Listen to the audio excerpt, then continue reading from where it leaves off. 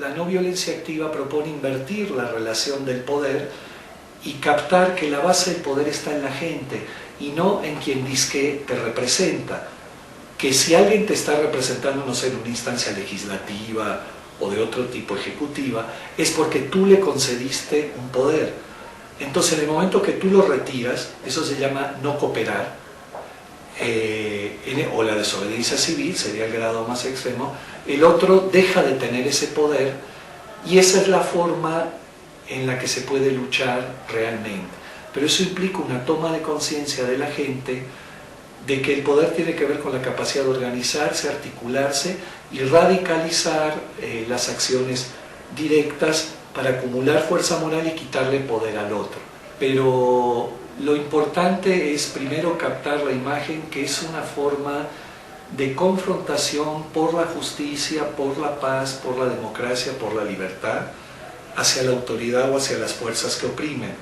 Y no es nada más dejar de hacer algo, sino que ahí sí, como decía Gandhi, implica tener la iniciativa, implica en una forma positiva agredir, confrontar a las fuerzas que oprimen negativas.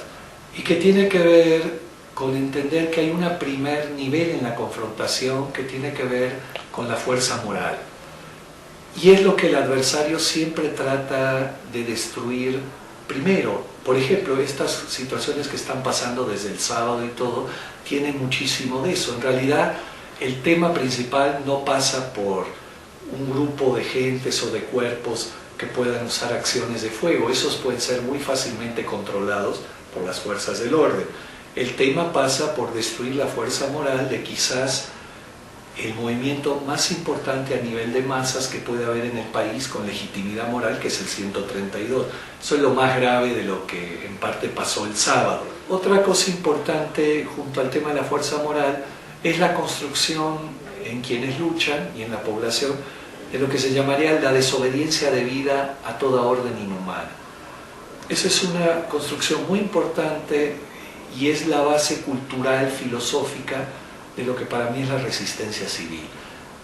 Hay que hacer que todos tomemos conciencia de aprender a desobedecer lo inhumano. No desobedecer en general, sino las órdenes y acciones inhumanas del adversario. Ser capaz de decir, ya basta, estoy hasta la madre, o yo soy 132. Son acciones muy claras en el sentido de crear una frontera moral y una capacidad de decir, de aquí para allá, no cuentas conmigo, retiro mi cooperación, y si no es suficiente eso, comienzo una forma de desobediencia, individual o civil. La inhumanidad la construyen grandes masas de población desde su silencio, desde su complicidad, a veces desde su necesidad laboral, porque la inhumanidad construye trabajo en muchos sentidos. Entonces muchas veces por necesidad mucha gente directa o indirectamente cae en formas de dependencia económica, a veces sin tener conciencia de dónde llega el dinero, pero en una forma o en otra todos estamos cooperando para que en México siga esta situación. Y ahora, por ejemplo, si la sociedad civil tuviera una conciencia mucho mayor, desde hace un par de días deberíamos haber hecho una manifestación gigantesca, estilo el 12 de enero del 94 o el 8 de mayo del año pasado con el hasta la madre de las víctimas, haber inundado las calles de la capital y de toda la ciudad y decir alto a la represión, sí a la justicia y a la libertad, porque el linchamiento y la construcción de esta inmoralidad que se está haciendo y de esta violencia es brutal, y no estamos entendiendo que si no decimos ya basta ahora, esto va a crecer y luego va a ir dirigido a muchas otras situaciones de las mínimas libertades que todavía tenemos. Otra idea importante en el tema de la resistencia civil no violenta es la relación entre el fin y los medios. Estamos en una cultura donde el fin justifica permanentemente los medios. Y el tema de la paz es el tema más claro. En nombre de la paz se tiran bombas en Irak, se militariza todo México, se hacen las situaciones más descabelladas, todo en nombre de la paz. Entonces, no se vale hacer acciones que destruyan al adversario, que destruyan cosas positivas que todos tenemos en algo, en nombre de un fin superior de la justicia o de la paz, porque Eso en la dinámica de la historia ha mostrado que lo que pasa es que aumenta la espiral de violencia y de la inhumanidad, de la polarización, del chivo expiatorio. Esa es la guerra. Mira, siempre en la lucha social, en la resistencia civil y también en otras formas de resistencia, hay la tentación de aplicar recetas, de tomar situaciones que han servido en experiencias de otros países. Ahora, por ejemplo, todo este deslumbre de la primavera árabe y otras cosas antes del zapatismo, y creer que se pueden aplicar mecánicamente sin un principio en realidad correcto el territorio y los cuerpos donde uno lucha. Entonces uno cree que mecánicamente aquí se discutía si estamos en la primavera árabe o no.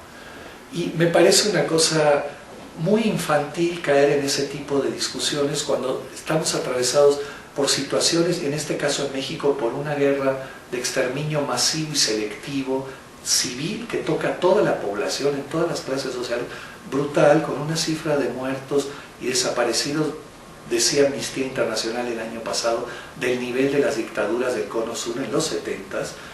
Entonces, ¿cómo vamos a estar hablando de primavera si estamos en un invierno congelado?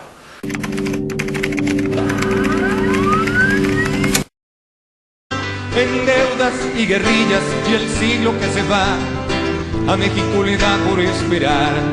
Como he hecho falta en estos días, un capitán, un héroe, una señal, y no veo más que extrañas pistas de sueños que se pierden en el mar.